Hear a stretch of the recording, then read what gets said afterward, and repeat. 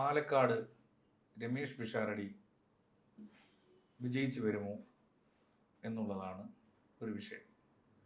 മാധ്യമങ്ങളെല്ലാം തന്നെ പാലക്കാടുണ്ട്. അദ്ദേഹം ഒരു സെലിബ്രിറ്റി ആയതുകൊണ്ടാണോ, അദ്ദേഹത്തിൻ്റെ വാക്കുകളിൽ നിന്ന് വീഴുന്ന എന്തെങ്കിലും പിടിച്ച് തൂങ്ങാനാണോ എന്ന് അറിയത്തില്ല. ഇന്നലെ തന്നെ മാതൃഭൂമിയുടെ ഒരു ബസ്സിൽ അഭിലാഷും മറ്റേ ലേഡി ആങ്കറും കൂടെ ഇദ്ദേഹത്തിനെ ഇൻ്റർവ്യൂ ചെയ്തപ്പോൾ ഞാൻ ശ്രദ്ധിച്ചത്, ഒരു ചോദ്യം ചോദിച്ചത് ഇത്തരത്തിലുള്ള സ്ഥാനാർത്ഥികളെ കെട്ടിയിറക്കി എന്നൊക്കെയാണ് ചോദിച്ചത്. അപ്പോൾ ഇത്തരത്തിലുള്ള സ്ഥാനാർത്ഥികളെ കെട്ടിയിറക്കിയെന്നൊക്കെ പ്രത്യേകിച്ച് ഒരു ഇലക്ഷന് മത്സരിക്കുന്ന ഒരു കാൻഡിഡേറ്റിന്റെ മുഖത്ത് നോക്കി ഒരു മാധ്യമ പ്രവർത്തകർ ചോദിക്കുകയാണ്. സ്വാഭാവികമായിട്ടും അപ്പോൾ പ്രതികരിക്കുന്നത് പിന്നെ പ്രത്യേകിച്ച് സെൻസ് ഒന്നും ഇല്ലാതിരിക്കുക, അല്ലെങ്കിൽ വായി തോന്നിയത് പറയാനാണെന്നുണ്ടെങ്കിൽ ടപ്പെന്ന് മറുപടി വരും. പക്ഷെ അയാൾ ആദ്യം ചെയ്തത്, രമേശ് പിഷാരടി ചെയ്തത്, ഇത്തരത്തിലുള്ള സ്ഥാനാർത്ഥി എന്നുള്ളത് എന്താണ് ഉദ്ദേശിച്ചതെന്ന് വെച്ചാൽ അപ്പോഴാണ് അവതാരിക പറയുന്നത് അത് പിന്നെ ഈ രാഷ്ട്രീയത്തിൽ സിനിമയിൽ നിന്ന് രാഷ്ട്രീയത്തിലേക്ക് വന്നതല്ലേ, അല്ലെങ്കിൽ മിമിക്രി പരിപാടി, കോമഡി പരിപാടിയിൽ നിന്ന് രാഷ്ട്രീയത്തിലേക്ക് വന്നതെന്നാണ് ഞാൻ ഉദ്ദേശിച്ചതെന്ന് പറഞ്ഞു. അപ്പോൾ ചോദിക്കുന്ന ചോദ്യത്തിനൊന്നും പ്രത്യേകിച്ച് ഗ്രാവിറ്റി ഒന്നുമില്ല, അങ്ങ് ചോദിച്ചേക്കുക. അദ്ദേഹം നിൽക്കുന്ന എന്തിനാണെന്നോ, അല്ലെങ്കിൽ നാളെ ഇത്രയും അധികം ഈ കേരളം 140 നിയമസഭാ മണ്ഡലങ്ങൾ ഇവിടെയുണ്ട്. ഈ പേരറിയാത്ത സ്ഥാനാർത്ഥികളെല്ലാം ഇവിടെ മത്സരിക്കുന്നവരെല്ലാം നിയമസഭയിൽ എത്തുന്നവരാണ്. ഇത് ജയോ തോൽവിയോ ഒക്കെ അവർ ജയിക്കുന്നവരൊക്കെ നിയമസഭയിൽ എത്തുന്നത്. പക്ഷെ ഒരാളെ മാത്രം ഫോക്കസ് ചെയ്ത് ഏറ്റവും വലിയൊരു തെറ്റായി പോയി രമേശ് പിഷാരടി സ്ഥാനാർത്ഥിത്വം എന്നുള്ള രീതിയിൽ മാധ്യമങ്ങളെല്ലാം അവിടെ കിടന്ന് കുത്തുന്നുണ്ട്. അതിന്റെ ഉദ്ദേശം എന്തുമായിരിക്കും? എൻ്റെ ഉദ്ദേശം എന്ന് പറഞ്ഞു കഴിഞ്ഞാൽ രമേശ് പിഷാരടി ഒരു കൊമേഡിയൻ ആണല്ലോ. കോമഡി എന്ന് പറയുന്നത് ഞാൻ ചോദിക്കുന്നത് അല്ല, ഒരാളെ ചിരിപ്പിക്കുക എന്ന് പറയുന്നത് ചെറിയ കാര്യം അല്ല. ചിരിപ്പിക്കാന്ന് പറയുന്നത് നമുക്ക് ഇവിടെ ഇരുന്നുകൊണ്ട് ചിരിക്കാൻ പറ്റുന്നുണ്ടോ? അല്ല, ചിരിപ്പിക്കുക എന്ന് പറയുന്നത് വലിയ പാടല്ലേ? അല്ല, ചിരിപ്പിക്കുക സീരിയസ് ആയിട്ടുള്ള കാര്യങ്ങൾ പറഞ്ഞിട്ട് നമുക്ക് എന്തെങ്കിലും തോന്നണ്ടേ? അപ്പൊ ഒരാളെ ചിരിപ്പിക്കുക എന്ന് പറയുന്നത് ചെറിയൊരു കാര്യമാണ്. അല്ല, പക്ഷെ നമ്മൾ ഒരു കൊമേഡിയനും ഒരു സൂപ്പർ സ്റ്റാറിനും ഒരേ പദവിയാണ് നൽകുന്നത്. ഒരു സൂപ്പർ സ്റ്റാർ കൊമേഡിയനും ഒരു സൂപ്പർ സ്റ്റാർ എന്ന് പറഞ്ഞാൽ നമ്മൾ അങ്ങനെയാണെങ്കിൽ മോഹൻലാൽ ഏറ്റവും നല്ലോണം ചിരിപ്പിക്കുന്ന ഒരു കഥാപാത്രമല്ലേ? അല്ല, അതല്ല. നമ്മൾ സൂപ്പർ സ്റ്റാറിനെ കാണുന്ന പോലെയല്ല ഒരു കൊമേഡിയനെ കാണുന്നത്, ഒരു കൊമേഡിയനെ കാണുന്ന പോലെയല്ല സൂപ്പർ സ്റ്റാറിനെ കാണുന്നത്. അങ്ങനെയാണെങ്കിൽ സന്തോഷ് പണ്ഡിറ്റ് എന്ന് പറയുന്നത് ഏറ്റവും വലിയ ഒരു കൊമേഡിയനായിട്ട് അദ്ദേഹത്തെ കാണുന്നത്. പക്ഷെ അദ്ദേഹത്തിന് സംസാരിക്കാൻ കേരളത്തിലെ ഒറ്റ മാധ്യമ പ്രവർത്തനം നിൽക്കുന്നില്ലല്ലോ. അല്ല, സംസാരിക്കുക സന്തോഷ് പണ്ഡിറ്റ് വരട്ടെ. നമ്മുടെ രമേശ് പിഷാരടിയെ കണ്ട പോലെ സുരേഷ് ഗോപിയെ കണ്ടോ? സുരേഷ് ഗോപി വേറെ ലെവലിൽ കാണിക്കുന്നില്ല. അല്ല, അതാ ഞാൻ പറഞ്ഞത്. നമ്മൾ ഒരു സൂപ്പർ സ്റ്റാർ ആയിരുന്നിട്ടുള്ള ഒരു വ്യക്തിയും ഒരു കൊമേഡിയൻ ആയിട്ടുള്ള ഒരു വ്യക്തിയും കോമഡി ചെയ്യാൻ പറ്റത്തില്ല. കൊമേഡി പക്ഷെ അദ്ദേഹത്തിന് ഇപ്പോഴത്തെ ആക്ടിവിറ്റീസ് എല്ലാം ആൾക്കാർ ചിരിക്കുന്നുണ്ട് കേട്ടോ. അല്ല, അതല്ല. അദ്ദേഹത്തിന്റെ ഏത് ആക്ടിവിറ്റി കണ്ടാലും, അദ്ദേഹം നടക്കുന്ന കണ്ടാലും ഇരിക്കുന്ന കണ്ടാൽ പോലും ആൾക്കാർ ചിരിക്കാൻ തുടങ്ങി. പക്ഷെ അത് കോമഡി അല്ല പുള്ളി ചെയ്യുന്നത്. പുള്ളി സീരിയസ് ആയിട്ട് ചെയ്യുന്നതിനെ കോമഡിയായി കണ്ടു തുടങ്ങി. അപ്പൊ അതെന്ത് പറയുന്നത്? അത് സൂപ്പർ സ്റ്റാർ ഇല്ലായിരുന്നു. അല്ല, ഞാൻ പറയുന്നത് നമ്മൾ ഒരിക്കലും ഒരു സൂപ്പർ സ്റ്റാറിനെയും ഒരു കൊമഡിയെയും ഒരേ തട്ടി കാണില്ല. ആരും രാഷ്ട്രീയത്തിലേക്ക് കടന്നു വരരുതെന്നാണോ പറയുന്നത്? അല്ല, ആരും കടന്നു വരരുതെന്ന് നമ്മൾ പറഞ്ഞില്ല. പാലക്കാട് ഇത്രയും തെള്ളു ഇവിടെ തന്നെ തൃക്കാക്കര മത്സരിക്കുന്ന പിന്നെ അഖിൽ മാരാരനും സംസാര വിഷയം രമേശ് പിഷാരടിയാണ്. കൊല്ലത്ത് ഇപ്പം അങ്ങനെയാണെന്നുണ്ടെങ്കിൽ പുള്ളിക്കാരൻ ഇവിടെ ഇന്നസെന്റ് മത്സരിച്ചിട്ടുണ്ട്. ശ്രീമാൻ ഇന്നസെന്റ് പാർലമെന്റിലൊക്കെ ഒരു ജോക്കർ കഥാപാത്രമായിരുന്നല്ലേ? പാർലമെന്റിൽ അദ്ദേഹത്തിന്റെ സ്പീച്ച് ഒക്കെ കണ്ടിട്ട് ഒരു ജോക്കർ കഥാപാത്രമാണ്. പുള്ളി തെരഞ്ഞെടുത്ത് വിട്ടുകാരാ ഇവിടുത്തെ? അത് ജനങ്ങൾ ആക്ഷേപിക്കുന്നവർ തന്നെയാണ്. ആക്ഷേപിക്കുന്നവരല്ലേ? ശ്രീ മുകേഷ് അദ്ദേഹത്തിനെ പറ്റിയിട്ടുള്ള അഭിപ്രായം എന്താണ്? പൊതുവെയുള്ള അഭിപ്രായം 2 തവണ ജയിച്ചു, നിയമസഭയിലെത്തി. അല്ല, 2 തവണ ജയിച്ച അവസരം കൊടുത്തില്ല. അതാണ് ഞാൻ പറയുന്നത്. നമ്മൾ ഈ പറയുന്ന നല്ലോണം കോമഡി കൈകാര്യം ചെയ്യുന്നില്ല. നമ്മൾ കൊമീഡിയൻസിനെയൊക്കെ കൊമീഡിയൻസ് ആയിട്ടേ കാണുന്നുള്ളൂ. അതല്ലാത്ത ഒരു പക്ഷം ഒരു സൂപ്പർ സ്റ്റാറുകൾ വന്ന് മത്സരിച്ചിട്ടുണ്ടെന്നുണ്ടെങ്കിൽ ഇതേ ഒരു ചോദ്യം നമ്മൾ ചോദിക്കൂ അവരോട്. സൂപ്പർ സ്റ്റാർ ഒന്നും കേരളത്തിൽ മത്സരിക്കാൻ നിൽക്കില്ല. കാരണം സൂപ്പർ സ്റ്റാറുകൾക്കൊക്കെ ഇമേജ് ഉണ്ട്. എന്നെ ഇത്ര പേരെ കാണാൻ പാടുള്ളൂ. സുരേഷ് ഗോപി മത്സരിച്ചു. അതിൽ നിന്ന് പുറത്തു വന്ന ആളാണ് അദ്ദേഹം. അല്ല, അതെ. എന്നാലും ഒരു മുൻ സൂപ്പർ സ്റ്റാർ ആയിരുന്നല്ലേ? മമ്മൂട്ടി മോഹൻലാൽ ഒരു കാരണവശാലും ഇത്തരത്തിലുള്ള പരിപാടിക്ക് നിൽക്കത്തില്ല. ഇപ്പൊ മോഹൻലാൽ പോയി ഇന്റർവ്യൂ ചെയ്തു. അത് നമ്മുടെ കേരളത്തിലെ പശ്ചാത്തലമല്ലേ? നമ്മൾ മറ്റു സംസ്ഥാനങ്ങളിൽ അതേ പശ്ചാത്തലമല്ലേ? സൂപ്പർ സ്റ്റാറുകൾ മത്സരിക്കുന്നുണ്ട്. പക്ഷേ ജനങ്ങളെ കാണുന്നതിന് ഇപ്പൊ തമിഴ്നാട്ടില് അറിയാമല്ലോ, ഒരു സൂപ്പർ സ്റ്റാർ വന്നപ്പോഴത്തേക്ക് 41 സ്ഥലത്ത് എത്തിയില്ല. അതിനു മുമ്പ് 42 പേരാ മരണം തുടങ്ങുന്നത്. അപ്പൊ കേരളത്തിൽ ആ സ്ഥിതി വിശേഷം ഉണ്ടാവും.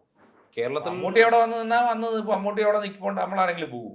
അത് നമ്മുടെ കേരളത്തിൽ മോഹൻലാൽ അവിടെ നിൽക്കുന്ന കുറെ പേര് പോയി തള്ളും. പക്ഷെ അതുപോലെയാണോ? കേരളം അങ്ങനെ അല്ലല്ലോ. അതാണ് ഞാൻ പറഞ്ഞത്. കേരളം അങ്ങനെ ഒരു സ്ഥാനാർത്ഥിയായി കാണുന്നതിന് എന്താണ്? അല്ല, കേരളം അങ്ങനെ ഒരു താരാരാധനയൊന്നും അങ്ങനെ വെച്ച് പങ്കിടുന്ന ഒരു സംസ്ഥാനമല്ല. അങ്ങനെയാണെങ്കിൽ എന്തുകൊണ്ട് അർജുൻ അതാണ് ഞാൻ കണ്ടുകൂടാ? അതാണ് ഞാൻ പറയുന്നത്. അദ്ദേഹത്തെ കാണുന്നത് വെറും ഒരു കൊമീഡിയനായിട്ട് മാത്രമാണ് കാണുന്നത്. ഇപ്പൊ ആൻഡ്രോ ജോസഫിന് പിന്നാലെ നടക്കുന്ന, മമ്മൂട്ടിക്ക് പിന്നാലെ നടക്കുന്ന ഒരു കൊമീഡിയൻ കഥാപാത്രമായിട്ടാണ് അദ്ദേഹത്തെ കാണുന്നത്. അദ്ദേഹത്തിന് രാഷ്ട്രീയത്തിൽ മത്സരിക്കാനായിട്ടുള്ള ഒരു പക്വത കുറവുമോ ഒക്കെ കേരളത്തിലെ ജനങ്ങൾ തന്നെ കാണുന്നുണ്ടെന്ന് എനിക്ക് തോന്നുന്നു. ഒരുപക്ഷെ നമുക്കറിയാം പാലക്കാട് മണ്ഡലം എന്ന് പറയുന്നത് ബി.ജെ.പിയുടെ A ക്ലാസ് മണ്ഡലമാണ്. അപ്പോൾ ബി.ജെ.പിയുടെ വരവിനെ എപ്രകാരം തടയേണ്ട ഒരു മണ്ഡലമാണ്. പക്ഷെ അവിടെ ജയിച്ചിട്ടില്ലല്ലോ BJP.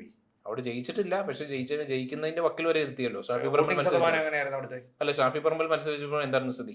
വോട്ടിംഗ് ശതമാനം ജയിക്കണമെന്നുണ്ടെന്നുണ്ടെങ്കിൽ ഇപ്പൊ നമ്മൾ പറഞ്ഞില്ല, ഇപ്പൊ പിന്നെ നിയമമണ്ഡലത്തിൽ വന്നിട്ട് 50% മുകളിലുണ്ടെന്ന് പറഞ്ഞു. ഇവിടുത്തെ വോട്ടിംഗ് ശതമാനം അല്ല, ഞാൻ ചോദിക്കുന്നത് എത്ര മുസ്ലിം വോട്ട് എത്രയുണ്ട് അവിടെ? എവിടെയാ? അവിടെ പാലക്കാട് കൃത്യക്കണക്കിന് അറിയത്തില്ല. അതെ, അതാണ് ഒരു ഫാക്ടർ എന്ന് പറയുന്നത്. 10-30-36% മുസ്ലിം വോട്ടുകളുണ്ട്. 36% കോൺഗ്രസിനല്ലേ കുത്തും. അതാണ് ഈ പറയുന്ന പോലെ ബി.ജെ.പി ജയിക്കും. അല്ല, അതുകൊണ്ട് നേരത്തെ ഇവിടെ കൃഷ്ണകുമാർ ആയിരുന്നു, മറ്റേ കൃഷ്ണകുമാർ ജി ആയിരുന്നു മത്സരിച്ച്, അദ്ദേഹം പരാജയപ്പെട്ടു രാഹുൽ മാങ്കൂട്ടത്തിന്റെ കൂടെ. അല്ല, ശോഭാ സുരേന്ദ്രൻ മത്സരിക്കുന്ന പ്രദേശങ്ങളിലെല്ലാം വോട്ട് വർദ്ധിപ്പിച്ചിട്ടില്ലേ? ഉണ്ട്, ആലപ്പുഴ മത്സരിപ്പിച്ചു. അപ്പൊ ഇവിടെയും വോട്ട് വർദ്ധിക്കില്ലേ? നല്ല രീതിയിൽ വർദ്ധിക്കില്ലേ?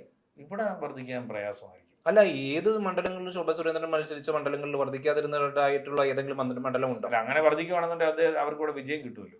അല്ല, അത് മാത്രമല്ല, NMR അബ്ദുൾ റസാഖ് എന്ന് പറയുന്ന വ്യക്തിയും ഒരു നിർണായക ഫാക്ടറാണ്.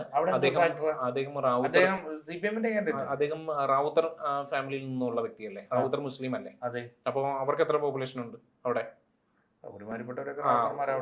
ഒരുമാതിരിപ്പെട്ടവരൊക്കെയാണ്. അപ്പൊ അവരുടെ വോട്ട് കൂടി ഇദ്ദേഹം നേടില്ലേ? ഈ മുസ്ലിം വോട്ടിൽ ഭിന്നത ഉണ്ടാക്കില്ലേ? അല്ലെ? ഈ മുസ്ലിം വോട്ടിൽ ഭിന്നത ഉണ്ടാകില്ലേ? അപ്പൊ യഥാർത്ഥത്തിൽ പാലക്കാട് ഫലം നിശ്ചയിക്കുന്നത് NMR അബ്ദുൾ റസാഖ് അല്ലേ? അല്ലെ? യഥാർത്ഥത്തിൽ അവിടുത്തെ ഫലം നിശ്ചയിക്കുന്നത് NMR അബ്ദുൾ റസാഖ് അല്ലേ? നമ്മൾ എത്രയൊക്കെ പറഞ്ഞു കഴിഞ്ഞാലും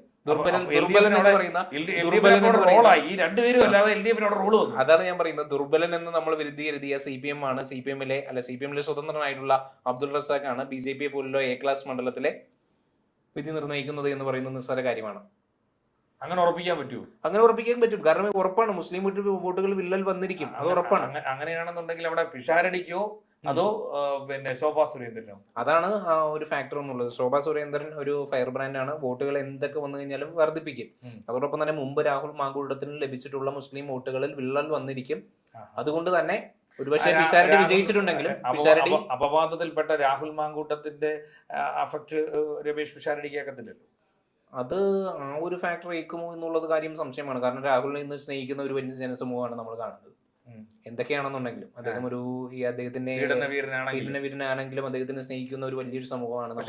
പാലക്കാട് ഇറങ്ങി പ്രവർത്തിക്കാൻ പറ്റൂലല്ലോ.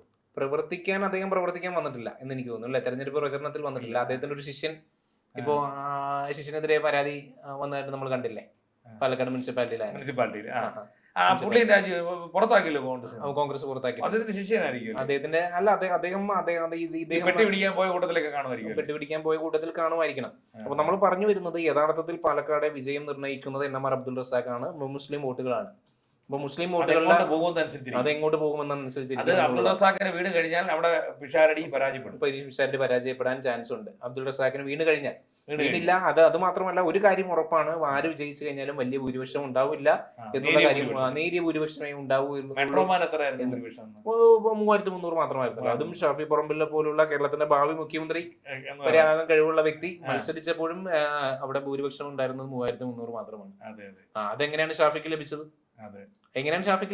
ആ ഒരു ഭൂരിപക്ഷം മുസ്ലിം വോട്ടുള്ള കൊണ്ടാണ്. മുസ്ലിം വോട്ട് നേരെ മറിച്ചുകൊണ്ട് അതിൽ സ്പ്ലിറ്റ് ആയിരുന്നുണ്ടെങ്കിൽ ഷാഫി പരാജയപ്പെട്ടേനെ. അതാണ് അവിടെ മെട്രോമാൻ വിജയിക്കാതിരിക്കാൻ വേണ്ടി LDF അടക്കം ഷാഫിക്ക് കുത്തി എന്നൊക്കെ പറഞ്ഞു. അതുകൊണ്ട് അവരെയൊക്കെ ബാലൻ തന്നെ തുറന്നു പറഞ്ഞിട്ടില്ലേ, ബി.ജെ.പിയുടെ വരവിനെ ഞങ്ങൾ തടഞ്ഞത് ഷാഫി പറമ്പിൽ വെച്ചിട്ടാണ്, ഷാഫി പറമ്പിലിനെ വോട്ട് ചെയ്തിട്ടാണ്. അത് മാത്രമല്ല, കഴിഞ്ഞ പ്രാവശ്യം രാഹുൽ അങ്ങനെയാണെന്നുണ്ടെങ്കിൽ ഇത്തവണ അങ്ങനെ ചെയ്യത്തില്ലേ?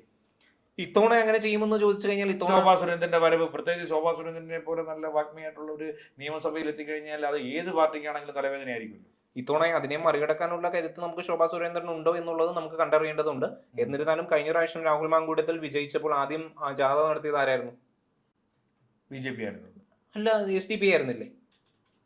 ആയിരുന്നില്ലേ ആദ്യം ജാഥ നടത്തിയത്?